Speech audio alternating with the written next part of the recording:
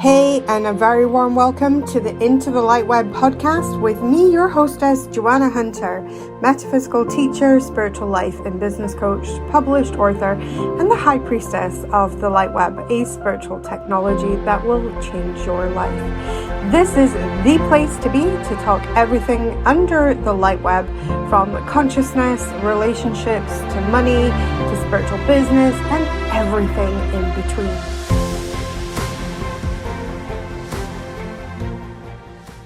Hey, it's Joanna Hunter here for the Into the LightWeb podcast, and I have got a cracker for you this week. This is one of my business heroes appearing right here on my $1 Million Lab series. This guy is a New York Times bestseller with titles such as Profit First, The Pumpkin Plan, Surge, and Clockwork, amongst many of his titles. These are real favorite books of mine and on business, and it was my absolute delight to be able to pinch half an hour of Mike Michalowicz's time and ask some really juicy questions and discuss all things business and what drives Mike Michalowicz. So I hope that you really enjoy this episode, and I will catch you in the comments. Hi, Mike. I am so excited to have you on the show. So here in the $1 Million Lab series, we are getting up close and personal with self-made millionaires and people who have built seven-figure businesses. Now, by the time you were 35, you had not only built one, but two seven-figure businesses and sold them and moved on to other things. Tell us a little bit about that journey.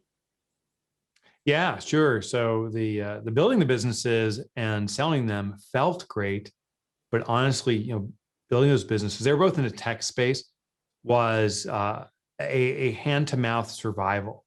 And so it's funny when people see a resume, you're like, "Oh, built and sold a company, that's amazing," but you don't know the backstory. But I didn't really appreciate the backstory. I thought, "Oh my gosh, I'm so good, I'm so smart, I'm amazing." So I might as well keep starting businesses. So one thing that I exclude from my CV is my third business, which was a angel investing company. Okay. I was horrible at it. I actually call myself the angel of death. Now I was so bad. Every company I invested in collapsed. Probably would have been better without me. And I lost all my wealth, everything I had earned. Okay. And it was at that rock bottom moment that it inspired me to reinvestigate everything I knew about entrepreneurship. I thought I understood it, and I didn't. And that's why I've become an author.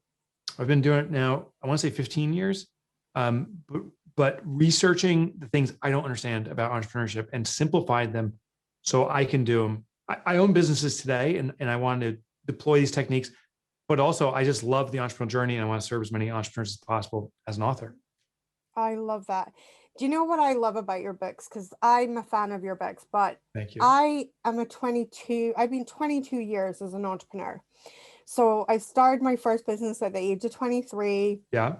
I have had multiple businesses, run multiple businesses during, many at the same time, things like that. All the things that you're not meant to do, did them all.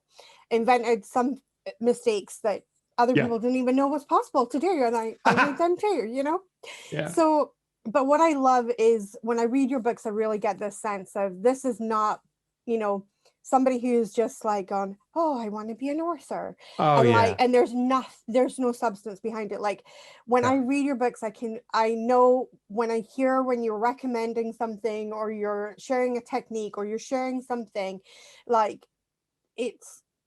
it's next level, because it's like, this is true, tried and tested, and it's not just one entrepreneur that's tried this. There's multiple entrepreneurs behind it. You can feel it. One of the things that I wanted to talk to you about was in I hope I'm quoting this from the right book, but I think it was the Queen Bee role, which was so eye-opening for me. Thank you. And you know what, it actually redesigned my business. Awesome. It redesigned my business. That question of what is the Queen Bee role? And you used an example of a baseball company of all things. You're right. so far removed from my coaching world, but it was like you think baseball is to play baseball, right? Like that's the end of it, right? And then the fact that they were like, no, it's actually to entertain people. It's like, boom, Yeah. that shift. Yeah, the key to this, so the queen bee role was derived from what's called biomimicry. So what I believe to be true is something that nature figures out. I mean, she's spent billions of years figuring stuff out. Why don't we just borrow those ideas? And the queen bee role was the realization in beehives specifically that at any time there can only be one most critical function for the survivability of the entire hive. And what it is the production of eggs. That's how the bees continue to survive. They need to produce eggs. The queen bee happens to be one serving that function. My point is the queen bee serves an important function, but the queen bee isn't the most important bee. They all must serve that role of making sure eggs are produced. They all serve a different job doing that. So the question is, in your business, what's that one thing that's the egg production? What's the one thing that keeps it going? That's the most important thing. And a shortcut to get there is basically you look at what do you stake your reputation on? Well, this baseball team, they're called the Savannah Bananas. Awesome name. Awesome name.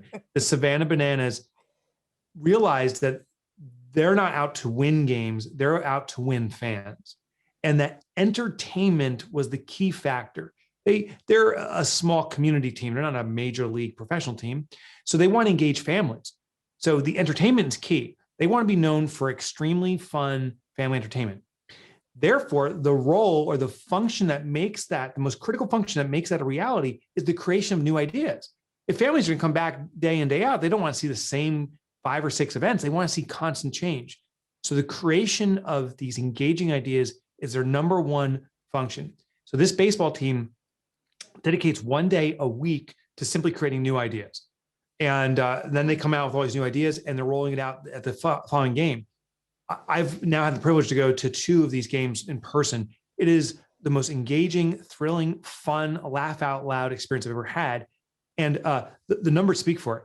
They are generating millions and millions in revenues where their contemporaries are lucky to scratch together a few $100,000.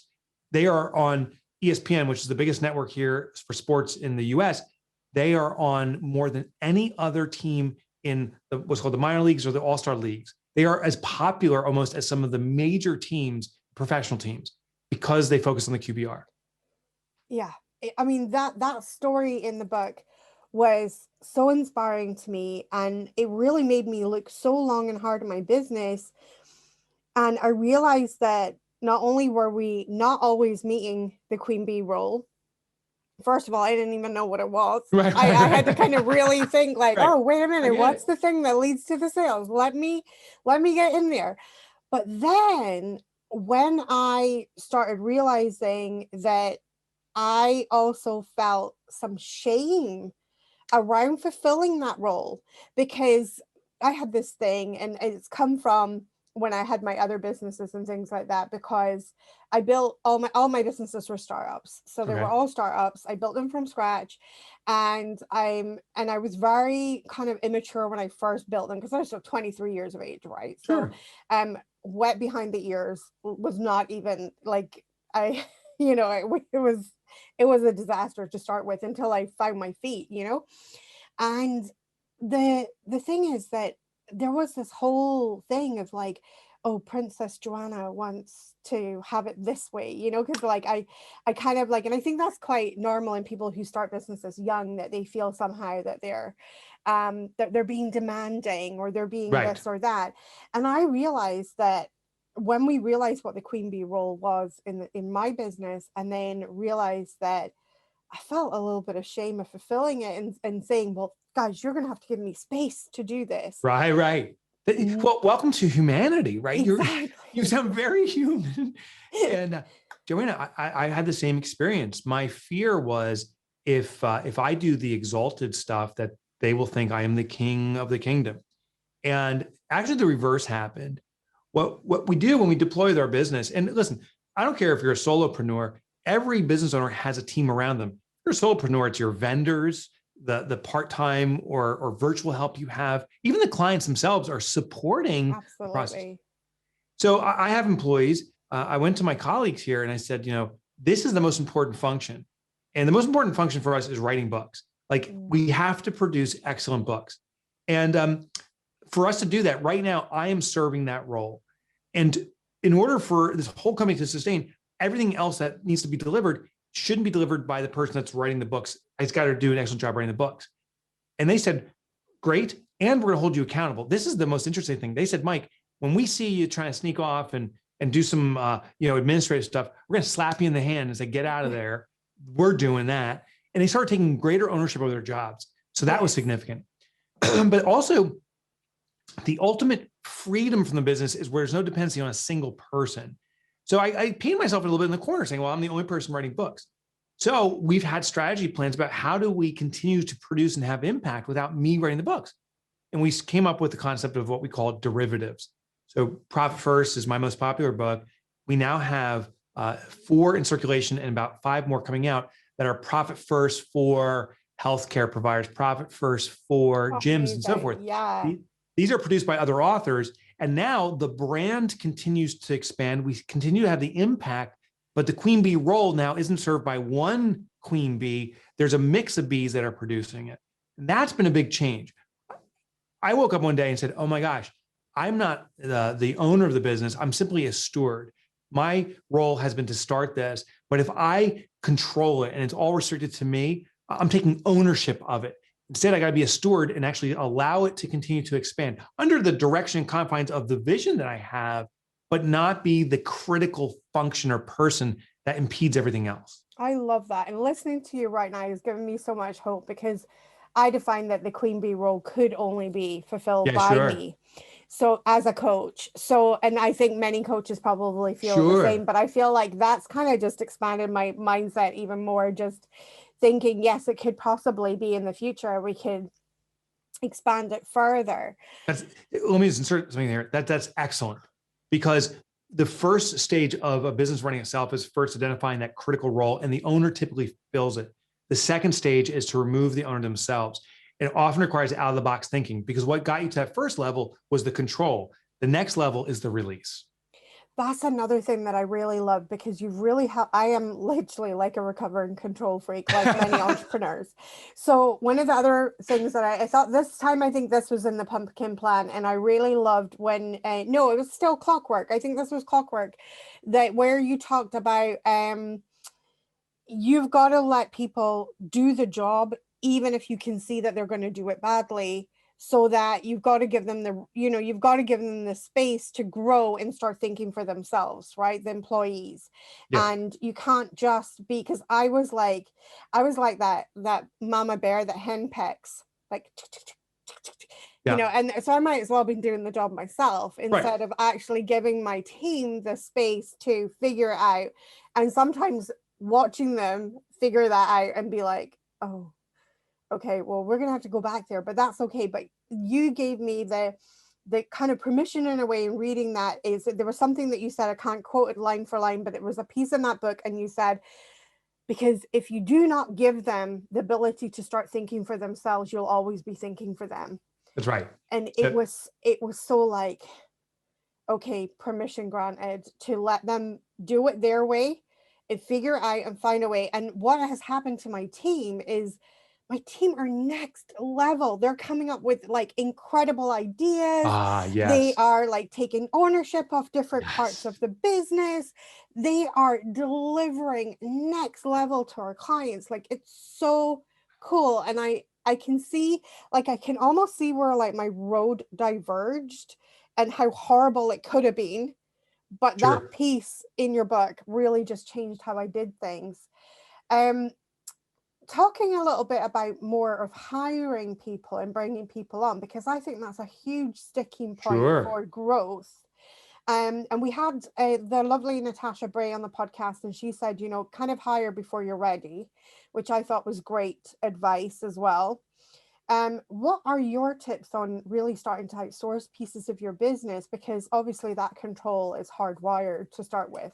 Yeah. I find that the first person that needs to learn a new skill is inevitably the owner of the business, ourselves. And it really is the learning of delegation. There's a great misunderstanding around it. And I was the one who misunderstood it. I thought the delegation was the assignment of tasks and the management of them. Is absolutely not. Delegation is the assignment of outcomes, expectations, but not micromanaging and nitpicking, as you were sharing, all the steps of the way along. Giving people the right to get the outcome on their own accord. And this is a form of empowerment, and people feel very empowered. But it's really risky to say, the most important thing I have to do is write books. I'm going to outsource writing books or assign that outcome. Let's see how we do. The fear is too great. So to slowly build my way up, I need to start with the most regimented, boring, basic tasks. Every week we need to get this invoicing out. And I don't like to do it, but I was the only one doing it. I first assigned that out. I didn't say, here's how, here's what you do, step 1, step 2, check in on me and all these things. I simply said, we have a best practice, but the outcome is we need to bill timely and accurately. And sure enough, when I did this, the first employee I assigned it to, her name was Jackie. She came back and said, well, I have some questions. That's the key, right? In this moment, we have to bite our tongue and say, I know you have questions. What's your answers? Like, we have to push the decision-making back on their heads. And that becomes effective if we stick with it. The problem is we start saying, oh, here's the way I do it. Here's a shortcut. Now we're taking back the control, and it defeats the entire process. So assign the outcomes. Here's the biggest element, though. Once you start assigning the outcomes, they are going to make mistakes, just like we do as business owners. You have to say, that's okay, find the new path. If we say, oh, you made a mistake, this is the way it should have been done, we will take the control back, and it defeats the entire process of empowering people. So assign outcomes, assign the flexibility to make mistakes, and let them resolve them on their own. I love it. And it's really emboldened and empowered my team, and they're really bringing their A game. And I think it's because they've got the room to grow now. Whereas before I was kind of like snipping their branches off before they even had a bud there, and it was like pruning too much. And the thing that I find most draining in my business as well was the micromanaging. It's my personal pet peeve is to micromanage. I don't like it. I feel drained by it. And so it's been such a relief because it's taken that, like something that I was doing, it's taken that off. And the team are just like, as each month progresses, the team are just getting stronger and stronger, which is, which is the outcome. And this is one of the things where I have, loved the books that I've read of yours. You've got a new book coming out called Get Different. Tell us a little bit about that, because I'm really excited about that one. Oh, thank you. I'm really excited too. Actually, check this out. It's literally right here. This is what's called past pages. So I'm going through it literally as we speak to get the final elements in place. What I discovered is that for the vast majority of small businesses, the marketing we do doesn't work. We become very dependent upon referrals from our existing clients, word of mouth. I actually was doing surveys, and people, when I asked them, how do you get your leads? They were very proud to say, ooh, word of mouth. And we should be proud of that, because that means our reputation precedes us. But it also means that we are at the whim of our customers to do the marketing for us. And so what we experience then is these marketing dips, like, oh my gosh, I haven't had a lead in 2 months because no one's referring me business. And all of a sudden we're lucky that a client refers another client to us. So in Get Different, it's how do we take control of the marketing so that we can throttle it? The leads from clients, the referrals, that's icing on the cake, but how do we make the cake? And the number one discovery is the reason the vast majority of marketing fails is because it's ordinary. It's best practice. In fact, if you hear someone in the industry say, oh, the best practice is email campaigns, and everyone's doing that, that's the one thing that will least likely work, because the consumer has become overwhelmed with it. In our mind, there's this thing called habituation. Habituation is the mind's ability to very quickly identify something as relevant or not relevant. And I'll give you a quick example with emails. I remember the first time I got an email that said, hey, friend. I mean, this is years ago. And I was like, oh my gosh, I have a friend who calls me friend. Which friend is this friend? Like, I was so excited. And then I was like, hold on, this is a marketing message. Shyster. And then the next hey friend came through like a day later. And I was like, is this really a friend or is this marketing? By the third one, I had become habituated. When it says hey friend, it's marketing. Switching off. Yeah, I turn it off. So the hey friend, whoever did the first hey friend, genius. Second, you were kind of a little bit late to the game. Third, you're done. And that's true with marketing. So Get Different is a fundamental system on how to do marketing that your competitors aren't doing, how to differentiate and stand out. And it's not outrageous and wacky. could be, but usually it's just something that's unexpected, different. It can be through any medium. It can be professional. If everyone's doing email, maybe you simply do direct mail and you're going to start winning customers again. So it's breaking out of the norm. That's what Get Different's all about. I love it. Tell me what is really driving your passion for all of this, because you are somebody to me that seems to live, breathe, and eat entrepreneurship. It's like in your blood. I love it. I love it. I love it. So I'll show you. Me too. I love that you love it. There's a sign right there. It says eradicate entrepreneurial poverty. That's my wall here. Oh, I have it. I love that. This is my office. I have it at home. Every day I make sure I look at that and pay attention to that. Rewinding my life, I was an entrepreneur early on, but when I faced struggle and I lost everything, I lost everything. I lost my house. I lost everything because of my ineffectiveness as an angel of death investor. That restart was a visceral moment. We're waiting for that book. Yeah. Then one day, but I went through depression, but I was grateful for that period in retrospect, because what I did was I started to investigate what I didn't know about entrepreneurship. And I found it's not just me. A lot of people don't know how to be profitable, sustainable. A lot of people don't know how to bring efficiency to their business. So what I did is I try to boil down all of these concepts to the essence of what works to make it really, really simple and doable. Honestly, for myself and the businesses I own today, and for anyone I can share it with. And I feel compelled. There's 300 million small businesses globally, 300 million of us and a lot of us are struggling. And I just feel compelled. I got to help every single person. And I feel I'm not going to be able to do it in my lifetime, but I need to leave a legacy that after I leave this planet, that future entrepreneurs have a tool or vehicle that will serve them. So that's why I do what I do. I love that. And I know entrepreneurial poverty as well, because between the age of 23 and 26, I built 4 separate 6-figure companies and multiple 6-figure companies. Then I worked in them all. So you know that story doesn't end well. But, even though there was all this money around, none of it was kind of going in my pocket, like there was, it's kind of flabbergasting, because you're like, how, the money, you can see big money coming in, but by the time it's gone to everybody else and all the things and suppliers and stuff like that. And I had brick and mortar businesses at that time. Then, you got to the stage and you were like, there wasn't a lot left. And of course that creates what I call the hamster wheel of life, where you're literally on the hamster wheel trying to keep up with it all. And it's such a stressful, anxiety inducing state for an entrepreneur. And yet so many of us as entrepreneurs, I call us life's doers and fixers. We see a problem and we want to do something about it and we want to fix it. So, having entrepreneurs with money, I've never thought that that's a bad thing in the world, because we're already called to fix and do things for humanity. And so I love that that's your mission and that's what really drives you. Tell us a little bit more about, because you've gone into kind of coaching and things like that now as well. So I'd love to hear a little bit about Mike the coach. What kind of, you do, I know you do a lot of keynote speaking, and obviously through COVID, you probably do a lot more, but tell us how that looks for you right now. Yeah. So I personally do very, very little coaching personally, just because my queen bee role is to write books. And I'm a spokesperson behind it. So once I write a book, what we're doing now, keynoting and so forth, is the most important way to propagate the message and to be of service, I feel. So that's the other thing I do.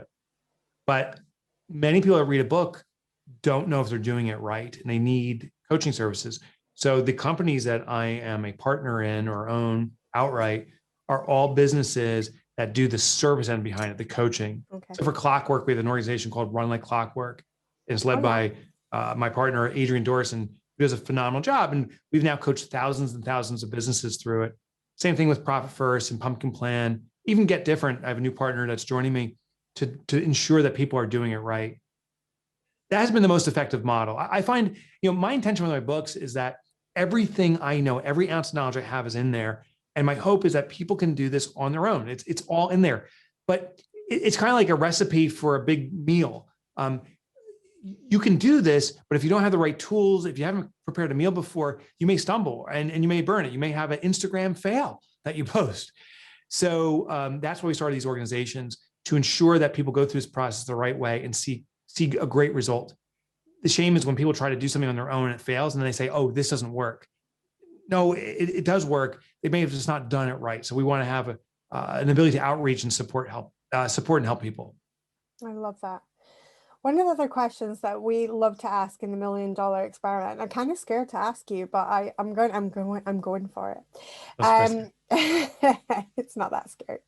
But how important has intuition been to you? Does it play a role in your business? Has it ever played a role in your business?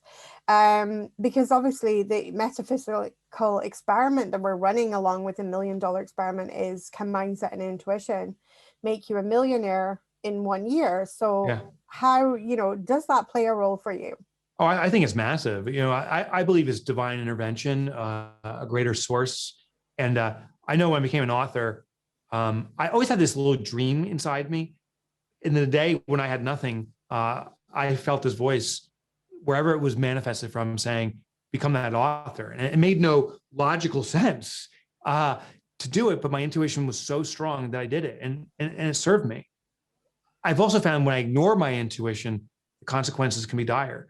If nothing else for me, in my day-to-days, it serves as a beacon for investigation. When my gut says this is what we need to follow, I then look for the data to back that. And in most cases, it's the right way to look. So I am a big believer. And I do believe in a greater source that brings that stuff about. I think we're all here to serve a role and a function of service to each other. And there's some kind of master plan that's beyond my ability to ever understand, but just to be of service in the way that I best can be. Thank you so much for joining us on the show. I really appreciated your time. It's been a joy being with you. I'm just wishing every entrepreneur tremendous success.